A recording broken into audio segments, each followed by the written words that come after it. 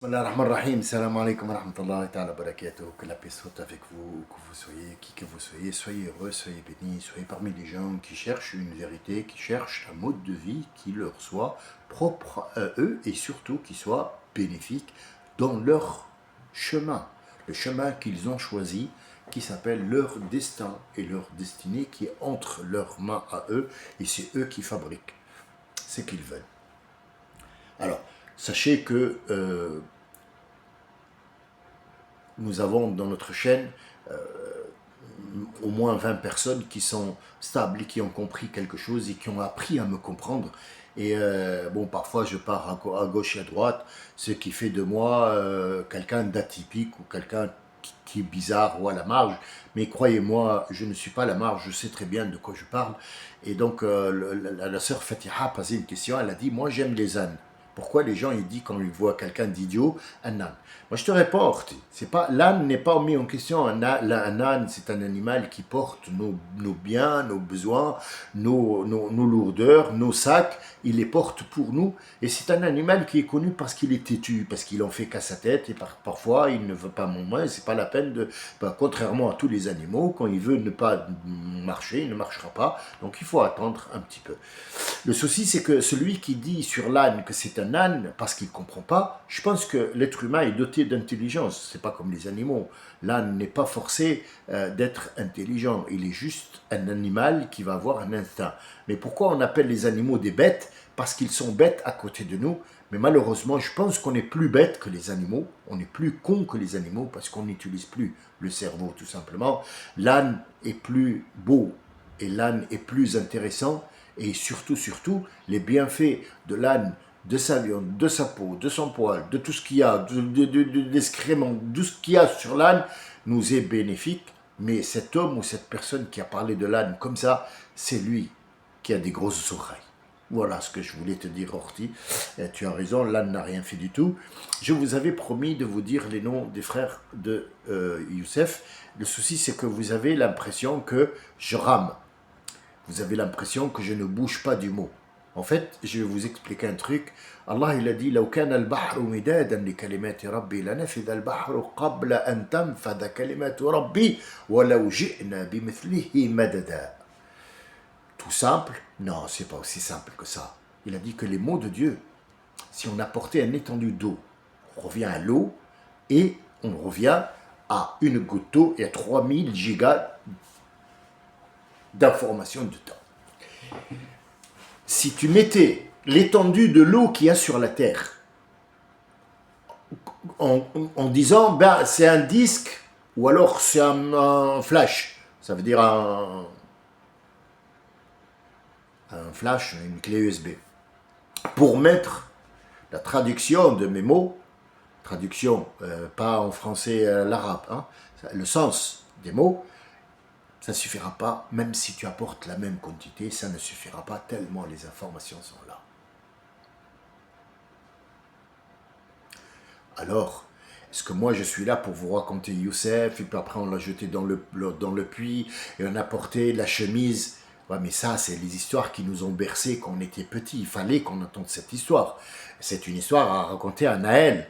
Et Naël, il a 9 ans. Donc il veut savoir qu'est-ce que représente la chemise, que représente Youssef. On a les 9 ans à l'époque, c'est plus les 9 ans de maintenant. Le gars, il est né avec le téléphone. Donc en fait, on va passer à l'histoire du loup-garou qui va manger les petits-enfants qui ne dorment pas la nuit. Parce que là, voilà. Donc on va s'arrêter à chaque mot. On a le temps. Vous avez le temps. Le temps se fige. Quand on a besoin de savoir quelque chose, il faut toujours se mettre dans la tête que Allah Azza wa Jal nous a mis des mots. Et ces mots-là, tu peux passer un mois, un an, 2 ans sur un mot. Omar ibn Khattab, radiyallahu anhu, pourquoi je parle toujours de Omar? Parce que c'est la phase importante de la vie des musulmans. C'était Omar. C'est pas Abu Bakr, c'est pas Ali. Non, ils se complètent tous. Mais la phase importante, c'est celle où tu sors le bâton pour la discipline. Si tu n'as pas de discipline, tu peux pas. Même si les Chinois, ils te disent quelle est ta discipline, tu lui dis ma discipline, et c'est dans le Kung Fu, dans le Kawachaki, ou je sais pas comment ça s'appelle, les trucs là, les gens qui sautent dans le ciel, 7 mètres, il revient, tu sais même pas où il est, ninja, on sait pas. Voilà. Donc, du coup, je passe le salam à un autre aussi qu'on a, bien sûr. Nous n'avons pas qu'un seul petit qui nous a rejoint. Oui, oui, ben oui, on a un certain Souleyman. Alors je le taquine, je l'appelle Saladman, et puis apparemment, bon, moi je l'attaque un petit peu, je lui dis, ouais, tu vas voir, je vais faire la guerre avec toi. Euh, c'est le fils d'un abonné aussi qui, de temps en temps, pas trop, mais parce qu'en en fait, il n'arrive pas, entre le collège et tout ça, ça fait beaucoup pour lui, il est plus âgé que Naël. Il s'appelle Suleiman. Donc Suleiman, je dis Saladman, c'était comme un ninja, toi, parce qu'il y a eu une fois de l'air qui soufflait. Il habitait dans une zone de la France où l'air a soufflé, il y avait des arbres. Je dis, ça peut être que toi, cousin. Ah, il était content. Il me dit, ouais, t'as vu mes muscles, moi j'arrache les arbres. Et je dis, ah, t'es un ninja. Donc au passage, je le salue. Je sais qu'il nous écoute. Il n'écoute pas tous les enregistrements, mais il y a des moments où ils écoutent parce que c'est l'histoire de Youssef les intéresse. J'ai vu que ça les intéresse parce que c'est une histoire à raconter à tout le monde.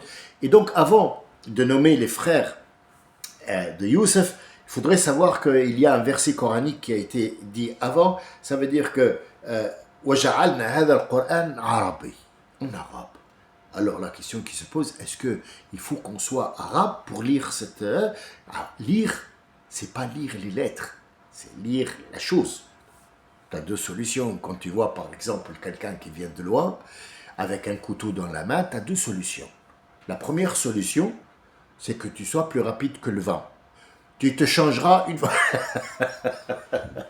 Tu te changeras une fois tu arrives à la maison. Je sais, tu as fait la grosse commission.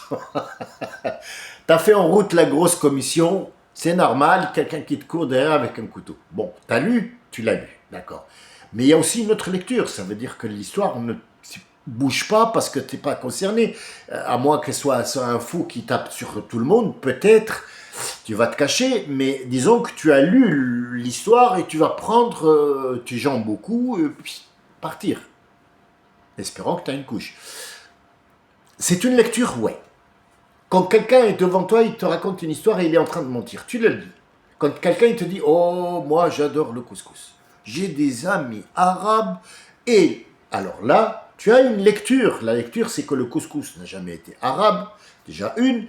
Il est nord-africain, donc en fait, c'est les nord-africains qui ont conçu ça parce que l'hiver est long. Comment conserver cette pâte qui pourrait être une consistante et machin, donc on va la faire sécher, et puis quand elle se mouille, et en plus, tu as des amis arabes ou au Koweït, parce que c'est eux les arabes. Tu as des amis arabes ou en Syrie, c'est eux les arabes, et encore, ils ne sont pas tous arabes.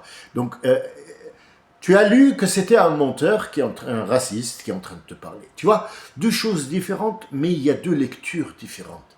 Et c'est là où je voulais en venir, c'est que la lecture des choses, ça peut être dans ton côté à toi, mais ça peut être que le gars qui est à côté de toi, il a une autre lecture. Vous ne pouvez pas avoir le même appréhension. Je vous ai mis dans cette chaîne où je mets les photos, généralement, une photo. Je vais poser des questions et je vais voir votre point de vue. Le propriétaire de cette photo, celui qui l'a prise, il sait très bien pourquoi il l'a prise, parce que c'est moi. La personne qui est dessus, c'est mon épouse. Pourquoi j'ai pris cette photo? Avec quoi? Avec un téléphone, même pas avec l'appareil. Je suis photographe et artiste peintre. J'avais pas mon appareil ce moment-là, mais j'avais mon téléphone, donc j'ai pris cet instant, je l'ai volé. Il est figé à vie. Sauf que moi seul, je sais pourquoi. Mais est-ce que à travers cette photo, il y a une lecture? Oui. Alors, tu me diras, comment lire une photo? Il n'y a pas de lettres. Ah, on revient. Donc, Youssef, on va prendre le temps de lire l'histoire de Youssef et des rêves. Youssef, c'est la sourate numéro 12. Ben Israël, ils sont au numéro 12. Combien de fois Youssef a été nommé dans cette sourate, dans ce verset, dans cette sourate, combien Youssef dans Surat Youssef, combien de fois a été nommé Youssef, combien de fois Allah a écrit son nom, tu le lis. Wa qala Youssef, Youssef a fait combien de fois? 24, ça veut dire 2 fois 12. Combien de fois a été nommé le nom d'Allah dans la sourate? 44 fois. Donc, tous ces lettres-là, qui vous semblent, vous, des lettres simples, anodins, ne le sont pas.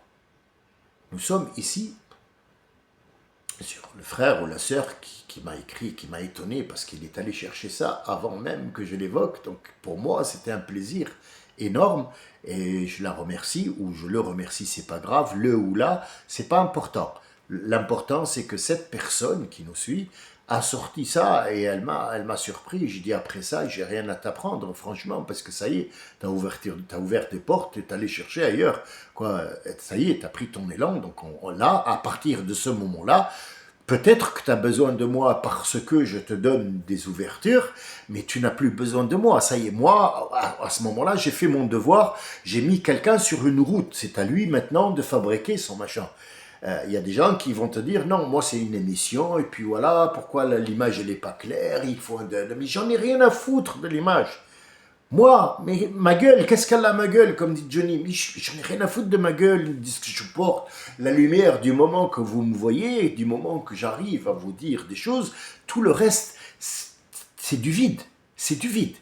Je vous ai transmis une photo, je l'ai mise, bon, les gens n'ont peut-être pas compris, mais j'ai dessiné une femme qui, bon, dans l'islam, c'est pas bien de faire des formes et des machins comme ça.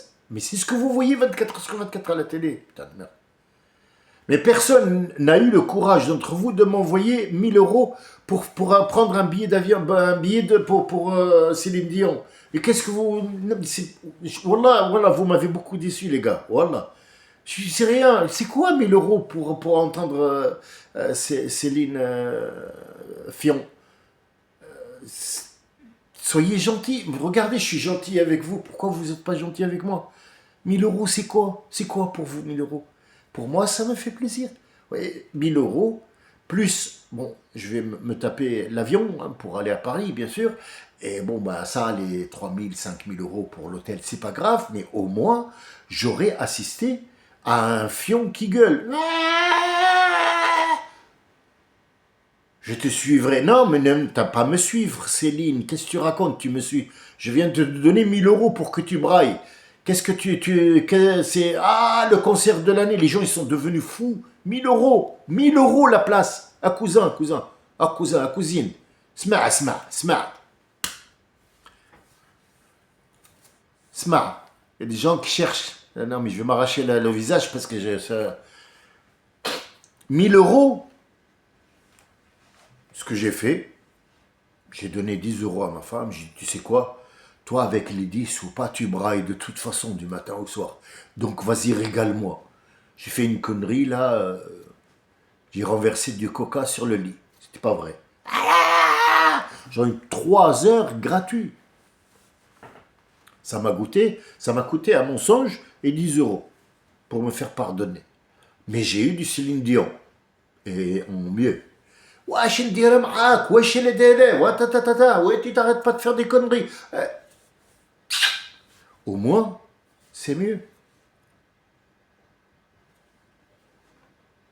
Alors, comment comprendre ce monde si on ne comprend pas les choses simples? Lire en arabe, ça ne veut pas dire que ce Coran doit être lu en arabe. Mais l'ijaz, ça veut dire où là où je vais te coincer, où tu ne trouveras rien à dire, c'est que je l'ai fait en arabe exprès parce que les sens, tu ne peux pas les trouver dans un autre langage. Alors, comme j'ai promis à notre frère, un des frères Youssef, que Dieu le garde, que je respecte énormément, je lui ai dit que, Inch'Allah, à la fin de cette année-là, je commencerai bien sûr dans un autre décor, je vous le promets, parce que bon, bah, faudrait peut-être passer à mu'allim, ça veut dire maître d'école. Je ne sais plus ami, mais je serai maître d'école puisque je vais commencer à vous enseigner l'arabe simple. En un mois, tu seras capable de lire, de déchiffrer des lettres, de les mettre à leur place, et peut-être 6 mois, 7 mois pour comprendre pour commencer à t'exprimer et comprendre la plupart des choses. Puis après, le reste, c'est du vocabulaire. À fur et à mesure que tu liras les livres, à fur et à mesure que vous feuilletez des livres, une lecture quotidienne de 2 pages en arabe tous les soirs, ça pourrait vous mettre, c'est-à-dire vous rendre des gens qui savent lire en arabe. Et la preuve on est, je suis devant vous, moi j'ai fait la grande école de Az-Zaytouna qui fermait à ce moment-là. C'est-à-dire, je n'ai pas fait longtemps au Zaytouna en Tunisie parce que Bourguiba à l'époque l'avait fermé parce que les frères musulmans, je ne sais pas quoi, mais je suis arrivé là-bas pour faire mon diplôme, pour faire comme mes aïeuls, mon grand-père, mon père, mon oncle, déjà devenir imam, et je suis allé pour à étudier là-bas, sachant que je n'ai pas l'arabe puisqu'on rentrait en Tunisie en vacances. Je parle juste l'arabe, je ne l'ai pas et on ne m'a pas accepté dans les écoles parce qu'à l'époque, il fallait que l'été, mon père nous envoie, parce que les gens ils vont à la plage et nous, on était obligés d'aller à l'école coranique pour encore, c'était toi je vais te tuer. T'as dit à ton père qui te rapporte la semaine prochaine, t'as pas encore payé toi. Tu dis à ton père qui paye. Vous avez apporté du chocolat de la France. C'est ça que j'ai vécu. Vous n'avez même pas idée, ça veut dire on n'apprend rien du tout. Et je me suis fait autodidacte. Et je suis arrivé à lire, à comprendre et aller à un niveau supérieur. Alhamdulillah Rabbil Alamin, ça c'est Fadlullah. Mais je vous le dis parce que vous ne croyez pas que vous allez apprendre l'arabe. Et crois-moi, dans un an avec Samy, le maître d'école, pas Samy de maintenant, parce que je ferai un autre, voilà, il y aura un tableau, on fait tous les jours une demi-heure, comme on fait aujourd'hui maintenant là, dans les trucs. En un an, vous commencez à apprendre l'arabe, c'est gratuit, c'est pour vous, Inch'Allah, pour tout le monde, pour celui qui veut suivre, et ça sera pour les autres, puisque ça sera enregistré, c'est une promesse que je vous fais. Il faut juste que je mette en place quelques petits trucs, parce que c'est hyper chiant, cette histoire de lumière et de machin. Je ne voudrais pas m'investir dans une chaîne comme ça, par exemple, où je vous transmets des informations. Mais pour apprendre, il faut toujours mettre l'ambiance. Pour apprendre, c'est tout à fait normal. C'est notre devoir, Inch'Allah, je le ferai avec plaisir si je suis encore en vie, Inch'Allah. Bien. Alors, nous avons les 12 frères que nous allons nommer, qui sont d'une mère. C'est la cousine de Jacob, Jacob, d'accord, la fille de sa tante, de la maman. Bien. Isaac, c'est le seul grand-père. Jacob, c'est le seul fils. Il n'y a pas de frère. Il a juste pris une femme qui a des... D'accord. Alors, il a eu 10 fils de la première qui est morte. Et donc, il a pris l'autre sœur, qui a le même âge, je suppose, et qui a eu avec elle 2 enfants qui sont Benyamin et Youssef. Youssef en premier et Benyamin, c'est le dernier. D'accord. Alors, il y a eu le plus grand qui s'appelle Robi. Robi, c'est le plus grand, le plus vieux, si vous voulez, pas grand en taille, mais le plus vieux, c'est Robi. C'est le plus sage d'entre eux, c'est le plus près de leur père. C'est celui qui va prendre, dans l'histoire de Youssef qu'on va raconter, l'arbitre. C'est celui qui va dire aux autres arrêtez, et il représente un groupe de juifs qui sont inoffensifs et qui sont retirés par rapport aux autres parce qu'ils ne veulent pas les suivre et il nous l'a démontré à fur et à mesure du temps. Il y a Shamoun. Shamoun, c'est le plus salaud des salauds. C'est quelqu'un qui ne sait que tuer.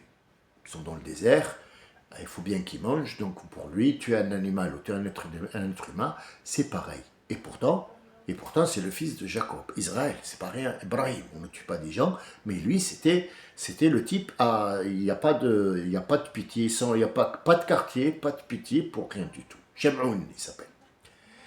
Il y a le troisième qui s'appelle Alawa. Alors, on ne les connaît pas tous, qu'est-ce qu'ils ont fait, mais chacun d'eux représente une tribu qui va devenir un peuple après. Donc il y aura 12 tribus. Ben Israël, quand on dit tribu, c'est plus une tribu maintenant, c'est un monde. Alors, il y a les juifs polonais, les juifs russes, il y a les juifs occidentaux, il y a les juifs ashkénazes, il y a les machins, il y a les orthodoxes, il y a les religieux, il y a les sionistes. Donc les sionistes, ce sont les gens qui vont venir de Juda. Ils ne s'appellent pas Juda, ils s'appellent Juda. Juda.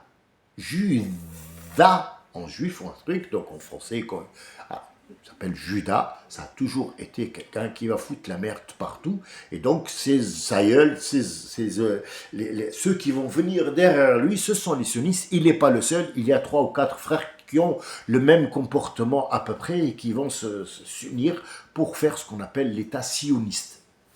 Ils sont juifs, oui, mais ils ne reconnaissent pas les autres parce que lui il est faible, alors pas comme Robi il est faible, lui on ne veut pas de lui, Shamoun, oui, parce qu'en fait, oui, lui, tu l'envoies, il demande tout, ils n'ont rien à foutre, voilà, tous, en fait, chacun d'eux a une technique à lui de penser, et cette technique-là et ces choses-là ne sont pas tous évoquées dans le Coran, mais à partir de ce verset, le prophète, alayhi salatu wassalam, nous a donné une porte à ouvrir, cette porte, il l'a donnée. Pourquoi je dis que le prophète, le Coran ne s'explique pas? Parce que le prophète, il a dit, si la seule personne qui pouvait expliquer le Coran, c'est celui qui l'a eu. C'était mon cadeau. Moi, je suis Mohammed, par exemple. J'ai eu mon cadeau, c'est le Coran. Donc, tu dois savoir mon cadeau, c'est quoi? Mais quand les autres vont venir pour demander l'explication de mon jouet, par exemple, si je suis un petit garçon, on m'a donné un tracteur, je sais comment il fonctionne, je sais les pièces, machin, parce que c'est mon jouet. Les autres, ils veulent jouer avec, je dis non, attends, il faut savoir comment jouer avec. Mais je ne t'explique pas tout, parce que c'est mon jouet, je ne veux pas te donner tes secrets. Donc en fait, le prophète, c'est pas un exemple à donner, c'est pas un exemple à suivre sur le prophète, mais je dis que il faut absolument donner cette idée parce qu'on a un petit garçon de 9 ans et on a Mima qui a 85 ou 82 ou 83. Donc ces deux-là, ils doivent comprendre qu'est-ce que je dis par Coran, pourquoi il ne s'explique pas. Parce qu'elle ne va pas comprendre pourquoi le Coran n'explique pas. Il y a le Cendrillon, on a expliqué, non, le Coran, parce que le Coran, chacun doit puiser dans ce Coran-là. Ce Coran ressemble à n'importe quelle personne qui le tient à la main. Il se transforme à volonté. Voilà. Donc, l'autre, c'est Judas. On a Visalon, si ma mémoire est bonne, Visalon, Wislon, Wisley, c'est les mêmes, c'est-à-dire c'est le même dérivé. On a Yachar, on a Gad. J'entends des cris, qu'est-ce qui se passe? Non, c'est pas chez nous.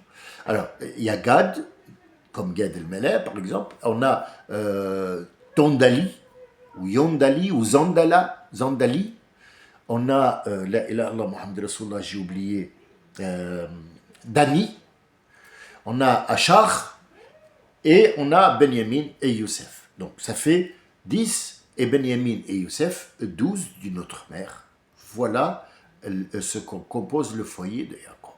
Alors, Jacob est au courant des rêves. Est-ce que c'est le seul à avoir ce don? Non.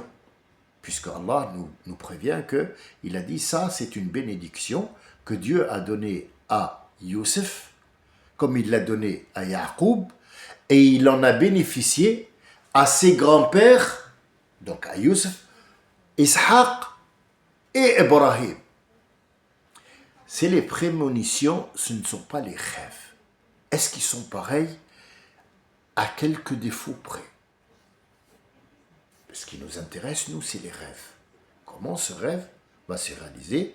Quel est le rapport entre le rêve? Pourquoi on ne croit pas dans les rêves et on croit en les choses qu'on ne peut pas voir? On y croit, et il y a des choses qu'on voit, qu'on vit, et on n'y croit pas. Voilà pourquoi on va s'attarder un petit peu sur ça. Donc les noms ils peuvent être en fait un petit peu changé, parce que la prononciation de l'arabe à l'époque et de l'hébreu à l'époque, elle est traduite en français quand je dis Roubi, Roubaïl en arabe, et en hébreu, je ne sais pas comment ça se prononce, je ne suis pas allé chercher en hébreu honnêtement, mais la prononciation change, mais on sait que c'est Roubi. Donc voilà, on ne va pas chercher Shamon, c'est qui, on a Judas et Judith, on les connaît, donc Judas, Judas et non pas Judith, mais Judith, mais disons que, bon, bah voilà, comme moi je m'appelle Sami en arabe, ben non, je m'appelle Sami. Moi je suis sémite. Mon nom c'est Sémite, donc Samuel, donc le nom est Samuel, le dérivé de Sémite, qui vient de Sem, donc moi c'est Sami, celui qui vient de Sem. Voilà, hein, comme petit radiateur chez les Indiens d'Amérique. C'est tout simple, tout con. Alors, comment ça s'est traduit? C'est écrit Sami, Sami, Sam, ouais, bon, Samuel, parce que c'est Samuel. Et les autres, ils disent Samuel, et l'autre, il dit Sami. Enfin, c'est compliqué, non.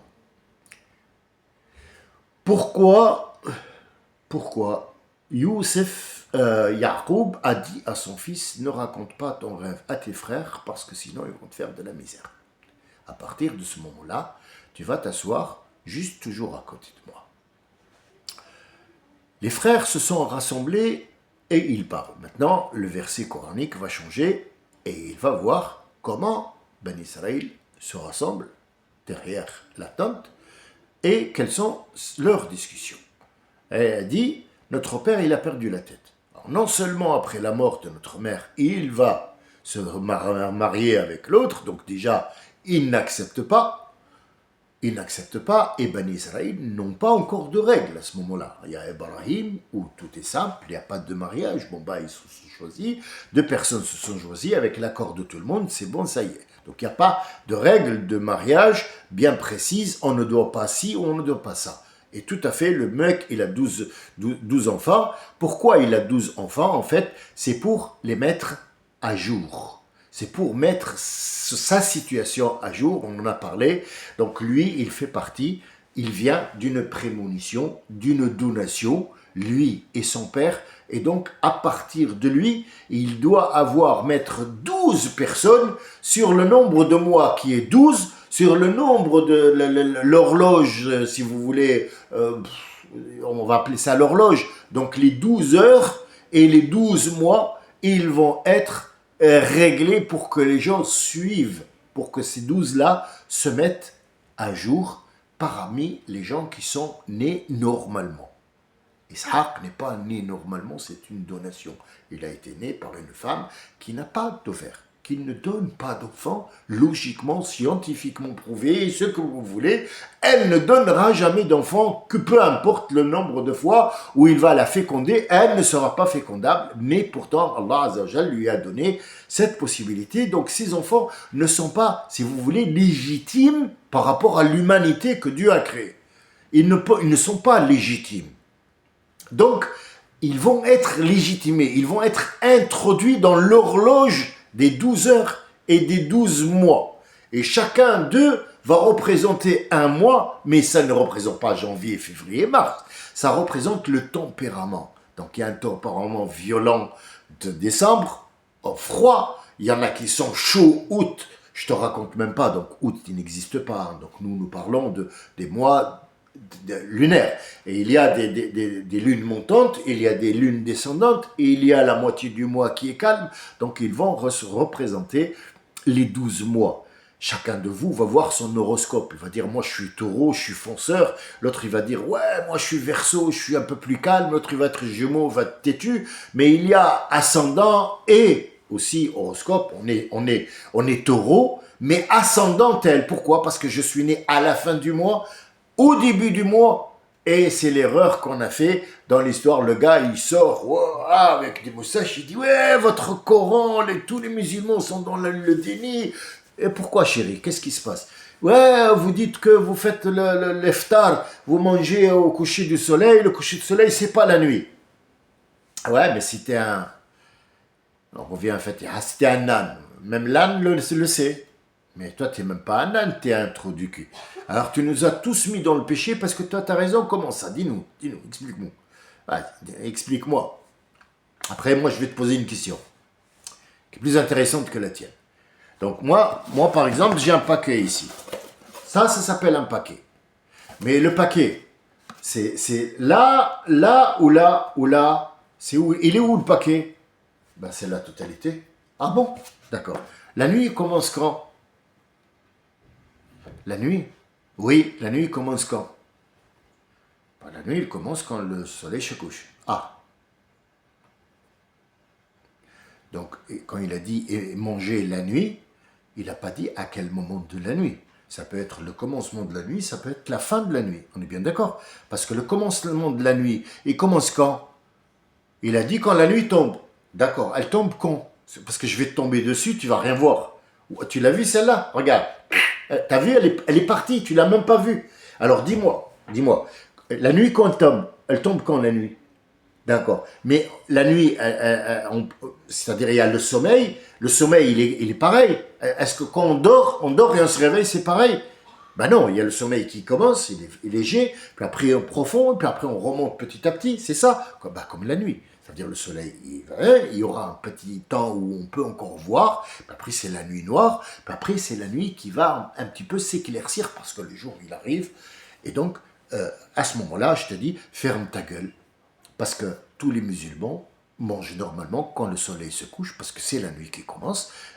Toi, on va te manger. Ah ouais, mais excuse-moi, t'es tombé dans un groupe de cannibales, je suis désolé, qu'est-ce que tu fous là? C'est la faute de qui? C'est la faute à Martine? Non, non, c'est ta faute à toi, parce que là, oui, ça c'est une ânerie. Bien, après, les mois, les 12 mois vont intégrer, selon leur humeur, ces gens-là vont essayer de voir comment se débarrasser de ce Youssef. Pourquoi pas Benyamin?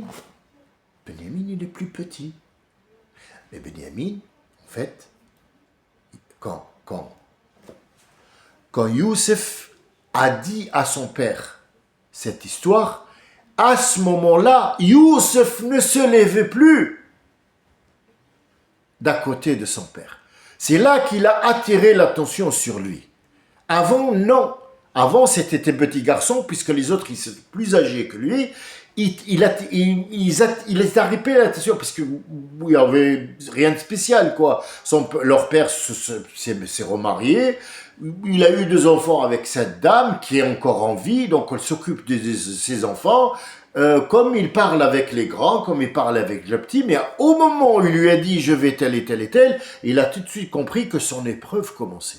L'épreuve, c'est quoi? C'est mettre ces gens-là en place. Il va les mettre en place dans le monde. Il va les intégrer dans un monde normal. Ce que Bani Israël vont refuser de se mettre normalement à jour parce que pour eux, ils sont une donation. Et ils vont transmettre ça. Chacun des 10 personnes là, ils vont transmettre ce qu'ils ont appris, comme quoi ils sont une donation d'Allah, le peuple élu, ils n'ont pas des gens normaux, ils ont refusé cette intégration dans le monde, donc ils vont détruire les preuves que les 12 et les machins, parce qu'il n'y avait pas encore du Coran, mais il va y avoir la Torah qui va parler de ça, et on va effacer tout ça parce que ça ne nous arrange pas. Ici les 12, Youssef, il est évoqué 44 fois, 24 fois, ça veut dire 2 fois 12. Pourquoi?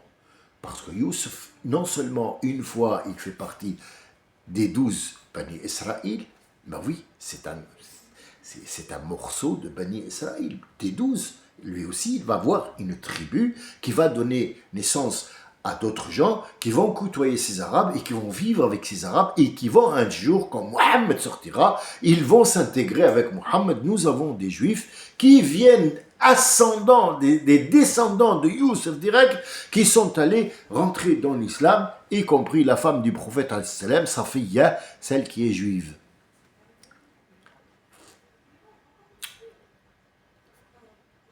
C'est tout à fait normal.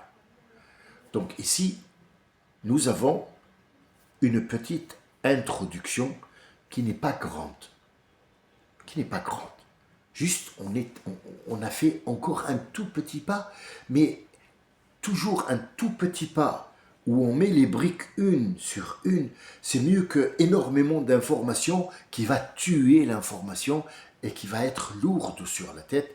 Donc ici, nous avons les 12, nous avons l'horoscope, nous avons les 12 mois, nous avons les 12 heures. Youssef fait partie une fois des frères, puisqu'il doit faire partie des frères, et une fois, il fait partie du Coran, parce que c'est sur lui que l'histoire se repose, donc il va être nommé 24 fois, et non pas 12. Les frères ne seront nommés pas comme lui, je vous le dirai la prochaine fois, quand est-ce qu'ils ont été nommés, qui a pris la défense, qui a pris le meurtre, qui a pris les mauvaises intentions, comment ils utilisaient leur père, Jacob, qu'est-ce qu'il a dit, pourquoi, comment, quelle est la science qu'on sort d'ici, quels sont les rêves qu'il a fait Youssef, que dans Rayabat el-Joub, il a eu aussi dans le puits, quand ses frères l'ont jeté, il a eu aussi une voix qui lui a dit ne t'inquiète pas, on va te dire. Mais ce que je voulais mettre le point sur deux choses. La première, c'est comme ce carton, il a un début et une fin. Le début, il peut être ici, ou là, mais il va faire tout le tour. Alors, si Youssef est ici, il a 9 ans, il va être jeté dans le puits. Allah lui a dit, t'inquiète pas, ne t'inquiète surtout pas. Nous allons te mettre comme étant prophète ici.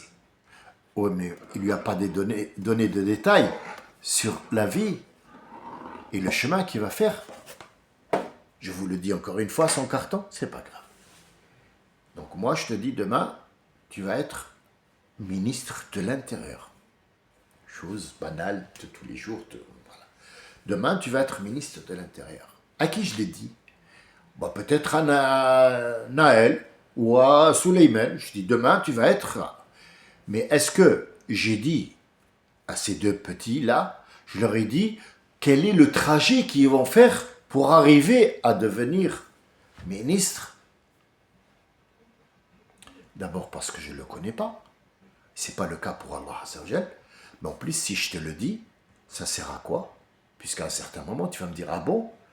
Je vais étudier tout ça et attendre tout ça. Ah non, mais je vais faire de la menuiserie. Donc ce que tu as fait ici, c'est que tu as changé. Tu as changé le destin de quelqu'un. C'est pour ça que les charlatans qui te disent demain tu auras de l'argent et demain tu vas avoir 5 enfants et 6 enfants, tu vas leur changer leur destin. Parce que c'est pas comme ça qu'on dit à quelqu'un demain tout ira bien. C'est pas en lui disant demain tu vas avoir de l'argent. Il y a deux solutions. Ou il ne trouve pas l'argent et il va te dénigrer, ou il va trouver de l'argent et il va changer le cours des choses puisqu'il fera toujours appel à toi pour savoir demain qu'est-ce qui se passe. Et donc là, toi, tu as intercédé entre lui et son destin. Tu as mis quelqu'un sur une autre fausse piste. Et c'est ce qui arrive aujourd'hui. Ça s'appelle le formatage. Le formatage est la mise à jour des cerveaux des gens. Ils sont en train de les formater pour en faire un médecin, et ils commencent à leur donner l'image de ce qu'ils peuvent être. Ça veut dire qu'ils ne leur donnent pas leur choix de faire ce qu'ils veulent.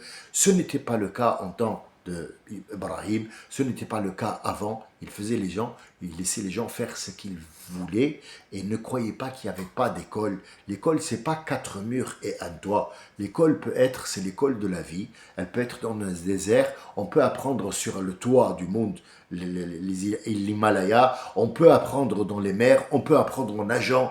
C'est-à-dire l'école est ouverte. La vie est une école. Et si tu t'interfères entre l'école qui est la vie et ton école à toi que tu vas mettre en place, tu vas mettre les gens sur une fausse piste. Et c'est ça que je ne veux pas faire. Ça veut dire que apporter un hadith, d'accord, mais d'abord apporter la sourate qui le précède pour comprendre le hadith, pour savoir cet être humain qui s'appelle Mohammed, pourquoi on lui dit alayhi salatu wassalam. La question que je pose au crétin qui a dit que le ramadan était pourri pour tout le monde parce que lui il a tout compris, je voudrais que tu m'expliques quelque chose, cousin.